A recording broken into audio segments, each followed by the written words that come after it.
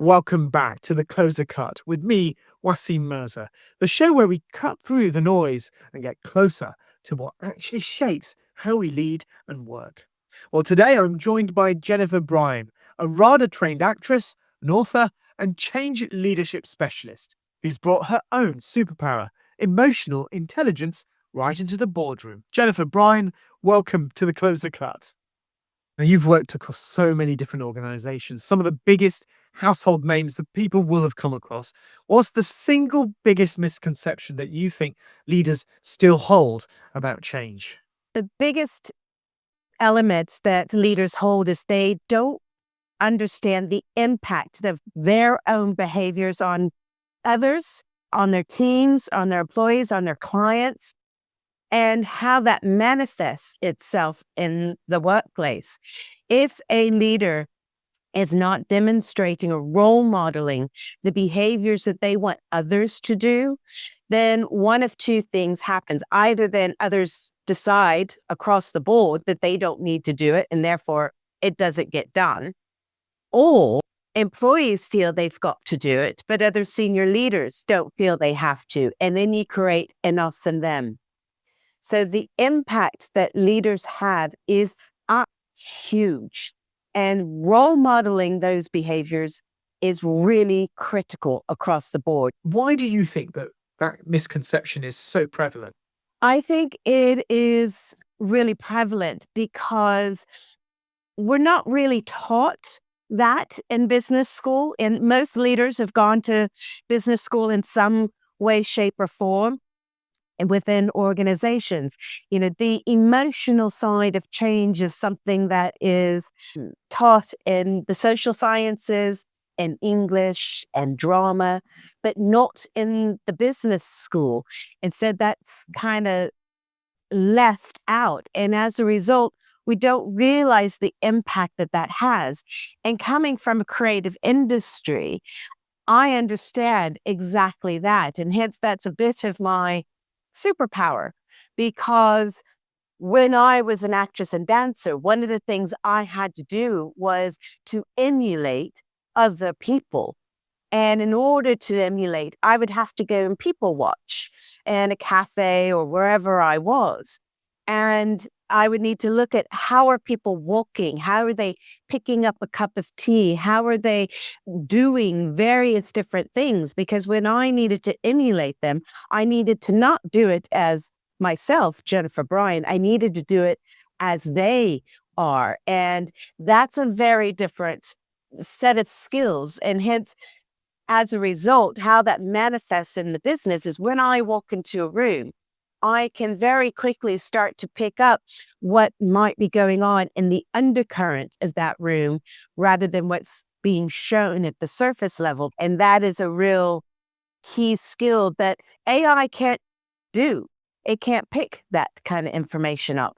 It can analyze contracts and information till the cows come home, but it cannot stay and hold a board together when they are completely divided. Now, Jennifer, you often say that the biggest barrier to successful transformation isn't the strategy, it's how people experience it. Can you just unpack that for us?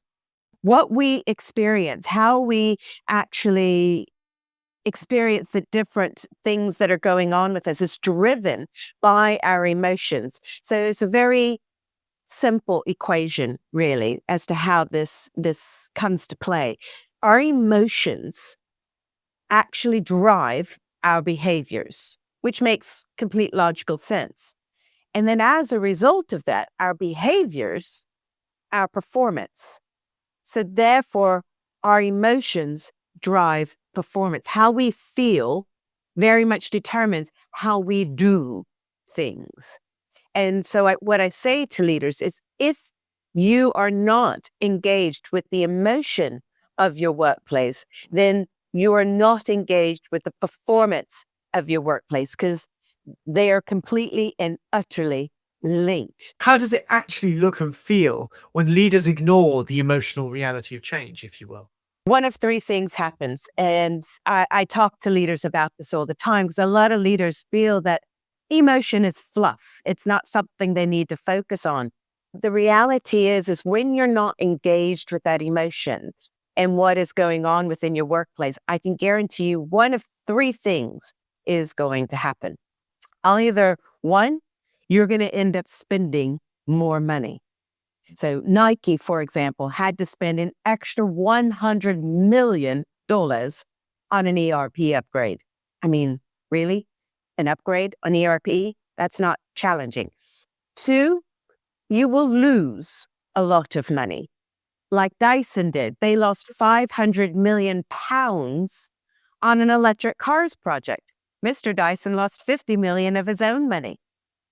And that is a lot of what organizations are having to deal with. So either you're going to spend more money, you're going to lose money, or the final thing is you're going to go bankrupt, because there were 72% more corporate bankruptcies in 2023. So if you don't want to engage with the emotion side of your workplace, more power to you.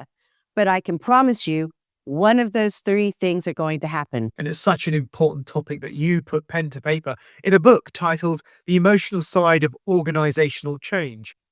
Yes, exactly that. Because I think it is really critical for leaders to understand the importance of emotion and what that does in the workplace. Prior to 2008, we used to talk all the time about emotional intelligence of our leaders, and we were always looking to develop the emotional intelligence. But since 2008, we have stopped a lot of those conversations. And as a result, we've put our heads down and trying to just keep the wheels on the bus. But the big question I have for leaders now is there still a bus? Because when we tap into the emotions, we do some incredible things within the workplace. First of all, we can increase employee satisfaction. I was working on a project with a technology organization. When we did the statistics on that, we increased the satisfaction of that team by 134%. But you don't have to take my word for it. You can take the word of the European Leadership Council to talk about how using a very people-centric, emotional-centric approach reduces employee anger within an organization from 24% to 5%. Anxiety levels drop from 51% to 29%. Not just that, hopefulness and pride increases within the workplace. And that's really quite significant. I mean, when was the last time people felt hopeful and proud in the workplace? So when you use a very people emotional centric approach, particularly during uncertainty and transformation, you will save money, you will make more money, and you will increase your staff satisfaction. And I just wanted to pick up on one point you made about the anger that some people in organizations can feel when faced with huge change presented by, for example, AI. Now, in terms of feeling threatened by AI replacing their jobs, anger and job anxiety, it can all escalate, can't it? Oh, completely, without trying very hard. I mean, and it is a real, it really taps into the emotions, because we know AI is one of our biggest disruptors that is going on. We know there will be a lot of jobs that don't exist. There are a lot of jobs that already don't exist as a result of AI. But we also know there will be a lot of jobs that are created because of it. And the level of fear is just incredible. There was a project I was working on, and actually I was working as a consultant to Microsoft at the time, but it's one of their big clients. And it was a huge technology transformation that they were dealing with that required new devices as well as new software. And when I was brought in, the client actually said that there was a fear of technology. So they wanted to do a little pilot with a group of friendlies to see how they were going to need to develop things for the rest of their colleagues. And they said, these people are really technically savvy. And will be able to give some really good amount of feedback to look at how things are going to happen. So I asked if I could come and observe this particular session. And so when I observed, what I saw was actually not a fear of technology at all. It was a phobia of technology, because when I saw people, they were chatting quite happily as they were coming into the room. And as soon as they saw what was on the tables, suddenly silence occurred in the room, and people were scared to press the on button, much less do any further engagement. And I knew then we were going to have to do a very different approach to this. And all the amount of comms and training wasn't going to work if we didn't tackle this phobia of technology.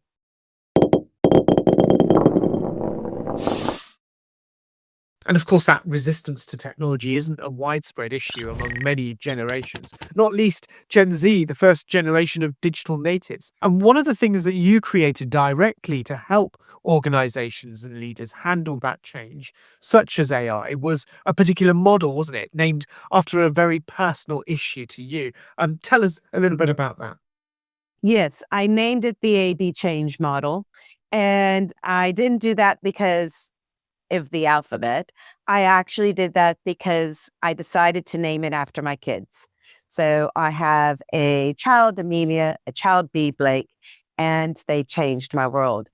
And so it's a very personal name, because I think when it comes to leading people, it is personal. When you're trying to work with individuals and yourself, it is a personal nature. It's not just something we do. We're not trying to just manage people. We're trying to build relationships and work with people. We don't like to be worked at.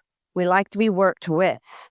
And so I think that leadership is personal on that front. And the A/B change model, as a result, takes a very personal approach to leading change. And the big key is to unpick what it is you are trying to do. But once you've unpicked that, then everything else is set out for you as to the type of leadership styles you need to be demonstrating and the change skills in order of importance. But what really personalizes it is the so what that sits behind that. What does it mean to you to be this kind of leader, to use these skills, to use this particular style? Because that will be different for everybody. And when we look towards the future, or perhaps with a lens on the past as well, looking at science fiction, there's a particular quote that comes to mind about the future of work. And it came directly from the character Captain Jean-Luc Picard of Star Trek The Next Generation, and of course, the famous films that followed. What do you think about Star Trek's espousal of the way in which we take work for granted in the future? It's not just about working for money, is it? But something much more. Do you think we're heading in that direction in the long term? I think eventually we are. I do. I don't, since 1926, and actually since before that, what's considered work's been very transactional. You do this amount of hours, that equates to this amount of money. Not necessarily what it is that you've achieved, but now with AI, we've got to shift that. Andrew Barnes talked about a 4-day work week, and there's a lot of experimentation that happened with that prior to the pandemic. There's not as much that has been happening, I don't think, since then, but I think actually in many ways, that's a bit outdated. I think we're going to be going to a 3-day work week, and it's going to be much more around not just our outputs and our outcomes in regards to where we're going. It's about the value that we bring. It's the relationships that we build and how we are able to interact. It's not just the decisions that we're making, but the personal elements behind those decisions. Leaders are going to not just be decision makers. They're going to have a higher responsibility in regards to being experience makers. I have to say, I never thought I'd ever be discussing the so-called Star Trek economic model when it comes to the future of work. But here we are. Fascinating insights there. Looking across all of the organizations you've been supporting, what separates the change programs that stick from those that just seem to quietly fade away after the launch party? That is down to a couple of things. One, going back to what we've talked about earlier in regards to that leadership role modeling, that's got to continue. You need to reinforce the messages in what's happening because we are creatures of habits.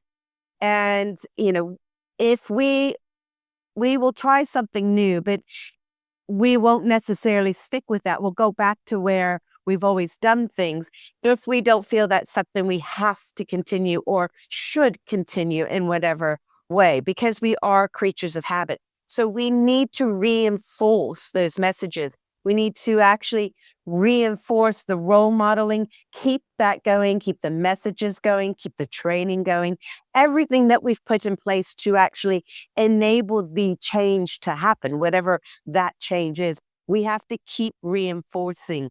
Jennifer, just one closing thought in a couple of words. What would you say to someone who feels stuck in the middle of their own messy transformation right now?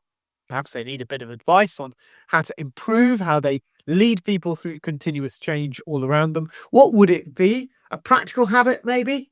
The biggest key advice I could give anybody, and anybody can do it, is go and be people curious. Put the devices down, walk around the space, go and ask questions. Say, how are things going? But genuinely ask. Don't just do it because it sounded nice. You've got to be really genuine and authentic with those questions. They're all very linked, and our emotions will drive how we think and how we actually interact. So go and get people curious. Go and people watch in your cafe, people watch in your workplace, on the train, on the bus, wherever you are. Don't just doom scroll when you're sitting there waiting for XYZ. Put the device down and take a look around and see what you can discover. What stories can you create as you're watching people and picking up on various different things? It can be quite fun. Wise words. Jennifer Bryan, thank you so much for cutting through with such clarity and humanity today.